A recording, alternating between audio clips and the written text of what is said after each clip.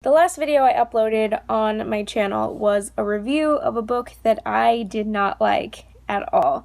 1 star, probably one of my worst of 2015, but I finished it. Today I'm going to talk about DNF books. DNF means did not finish, but to me it means definitely not finishing. The 9 books that I'm going to talk about today, there was something about them that I couldn't get past. The first book that I DNF'd this year was Mr. Plumbrum's 24-Hour Bookstore by Robin Sloan.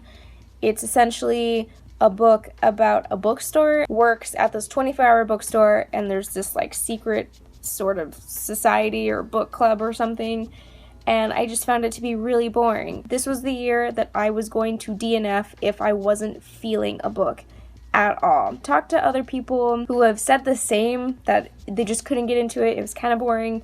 So I feel a little bit justified with that, but I also feel like I'm also sort of doing like a disservice to myself because a lot of people are like, oh, I really liked the ending. I feel like with DNFing, you kind of need to learn to listen to yourself more than listen to other people. Like if you're not enjoying a book, I feel like you just need to stop reading it. I mark DNF books as read on Goodreads, and I usually will rate them 1 or 2 stars depending on why I DNF the book, because I do not think I will ever go back and finish reading them, and usually I will go on Wikipedia and I will see what the ending is. When I DNF a book, it's not a very like flippant thing. I'm doing it for a reason, and I'm doing it because I personally don't feel like I'm into this book. Another book that I DNF'd this year was Joyland by Stephen King. The cover is beautiful. It's a hard case novel, so it kind of has this like vintage mystery crime novel kind of feel to it, but I just wasn't enjoying it. The main character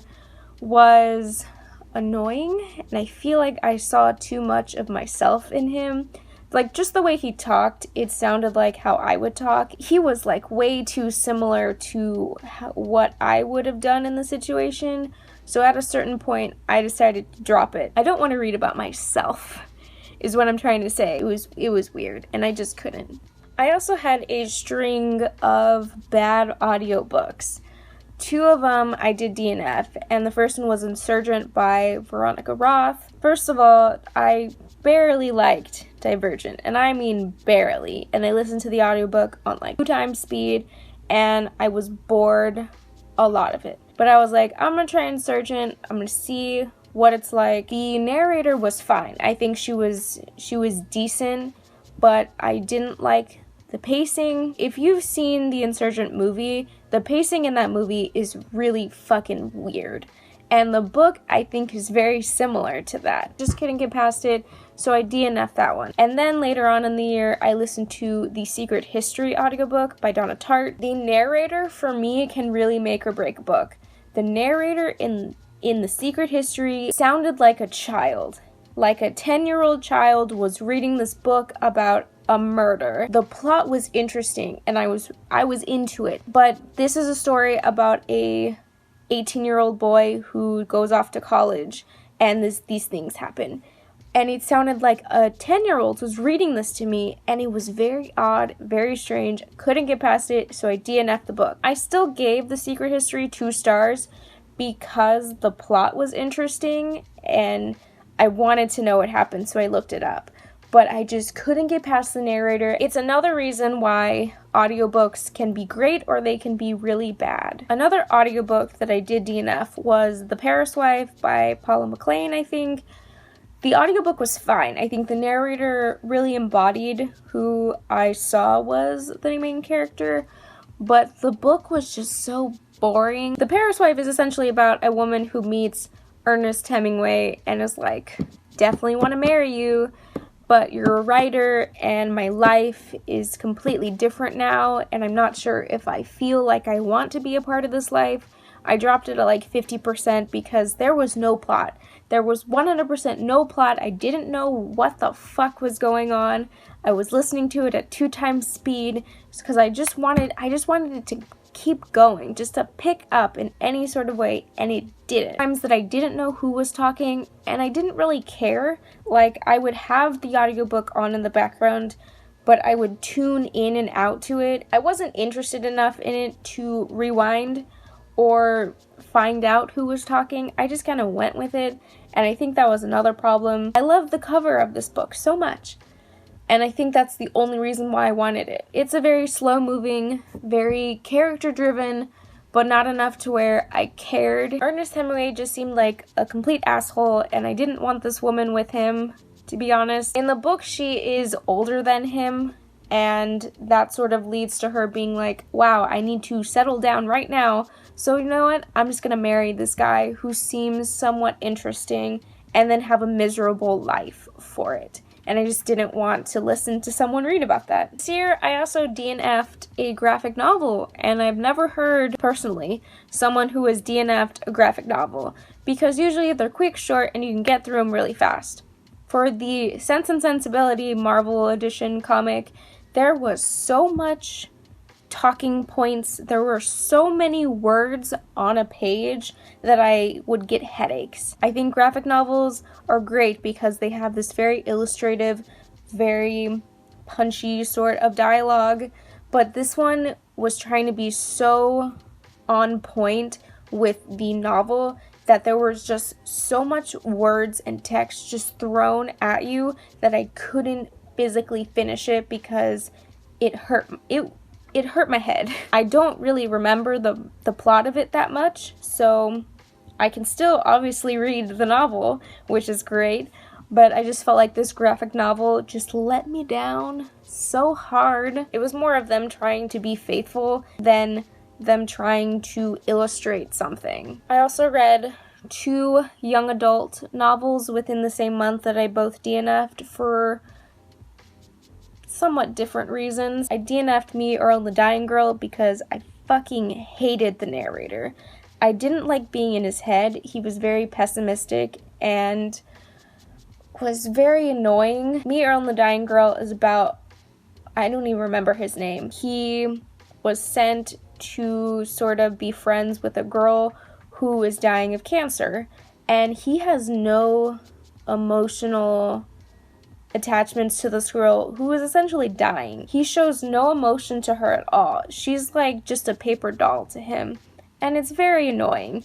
It's like you can't muster up even like 5% more like empathy for her, like at all. When the narrator and Earl talk together, it was like being in like a 7th grader's head, and I just couldn't go back to that. It was just so bad to me, enough that I unhauled this book a month after I bought it. This next book, I was so excited to read. Excited enough that I pre-ordered the book. I was so disappointed. So disappointed in it. It was P.S. I Still Love You by Jenny Han. I read To All the Boys I Loved Before the year before, bought it, completely new, and I loved it so much. It was amazing, and I loved it. I started reading it, got to 100 pages, and realized that it wasn't going anywhere. Nothing was happening, and it was so childish, and it was so unappealing to read that I had to stop. Okay, you essentially have these 2 characters that are together, but there are so many chapters where nothing happens between them, or the other one doesn't show up at all, that their relationship seems very one-dimensional and very much kind of like a high school relationship, but I felt like in the first book it was something a lot more than that.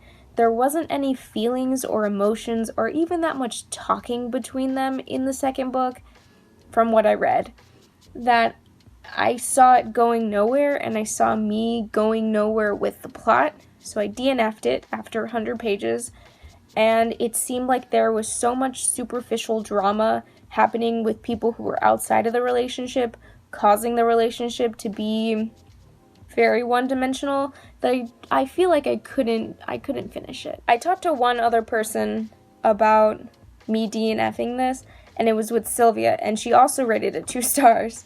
So I feel like sometimes I am justified if I talk about it with someone else and I feel like we're on the same page and I'm not kind of crazy. There are 10 people that I'm friends with on Goodreads who gave this book 4 or 5 stars. And then 3 people are 2 or 3 stars. So it sometimes feel like people don't DNF a book because they feel like they're going to be judged. And after a while, you just need to look at yourself more and be like, I'm the one reading the book. I'm the one not jiving with it. And I'm the one who needs to just let this book go. And the latest book that I DNF'd about 3 days ago was The Girl on the Train by Paula Hawkins.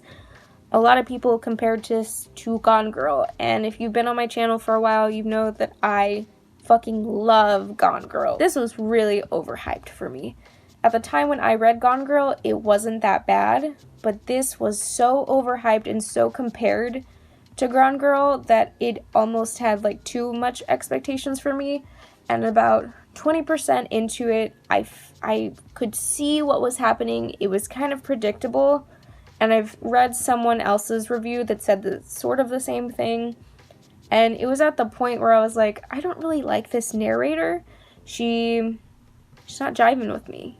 And I don't like being in her head. It almost made me like really sad to be in her head. I looked up what happens, and it was essentially what I thought was gonna happen, and I was satisfied with not reading the rest of it. I still gave it 2 stars because I think the writing was easy to read, and I do think that there was something very addicting about it to where I wanted to see where it was going. It was also putting me in a place that I didn't necessarily want to be in. That's another reason why people need to DNF more. Like, if a book's making you feel bad, maybe don't read it. Let me know how you feel about DNFing, because I know before this year I never DNF'd a book because I felt like I need to finish this book to be able to fully review my thoughts and everything about it.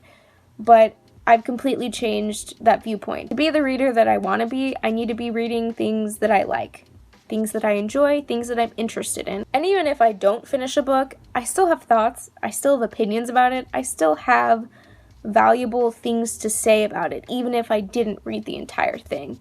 Maybe my views on the plot lines are a little bit skewed, but I feel like me feeling with it emotionally is very valid. Scrolling through a book that you DNF'd, and everyone's rating it 5 stars, and you're here with like a 2-star review is hilarious. My voice is going away, and I need to go to work. But I will hopefully have a video soon, within the next week or so, maybe. I don't know, who knows. I'll see you in my next video. Bye.